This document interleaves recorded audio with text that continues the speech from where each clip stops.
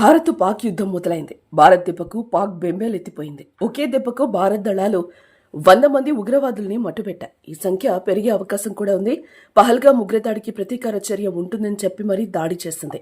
మంగళవారం అర్ధరాత్రి 1:44 ఆపరేషన్ సింధూర్ పేరుతో భారత్ మెరుపు దాడులు చేసింది. Indian army, Indian navy, Indian air force త్రివిధ దళాలు కలిసి పాక్పై విరుచుకుపడ్డాయి.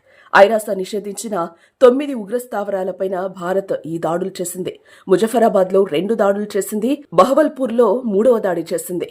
కోట్లీలో 4వ దాడి, చెక్అమ్రూలో 5వ దాడి, గుల్పూర్లో 6వ దాడి, బింబర్లో 7వ దాడి, మురిడ్కేలో 8వ దాడి, సియాల్కోట్లో 9వ దాడి చేసినట్లు భారత్ ప్రకటించింది.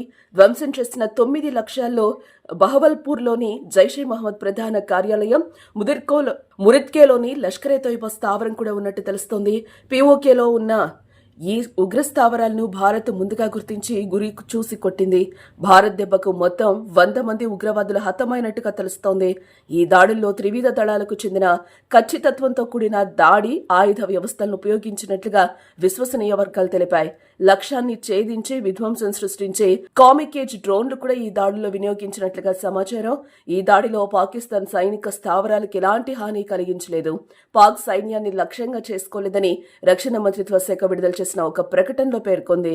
కేవలం ఉగ్రవాద మూలాలను మాత్రమే టార్గెట్ చేశామని పేర్కొంది. పాకిస్తాన్ సైనిక స్థావరాలపై కాకుండా కేవలం ఆ దేశంలో ఉన్న ఉగ్ర స్థావరాలపై మాత్రమే ఈ దాడులు చేసినట్టు భారత్ సైన్యం వెల్లడించింది.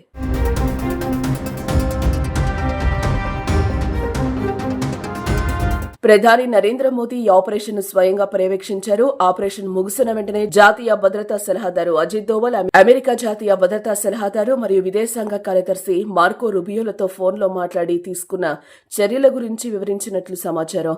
ఆపరేషన్ సింధూర్ పై పూర్తి వివరాలతో కూడిన ప్రకటనను సైన్యం త్వరలో విడుదల చేయనుంది. భారత్ మెరుపు దాడితో రగిలిపోయి బోర్డర్లో పాక్ కాల్పులకు దిగింది.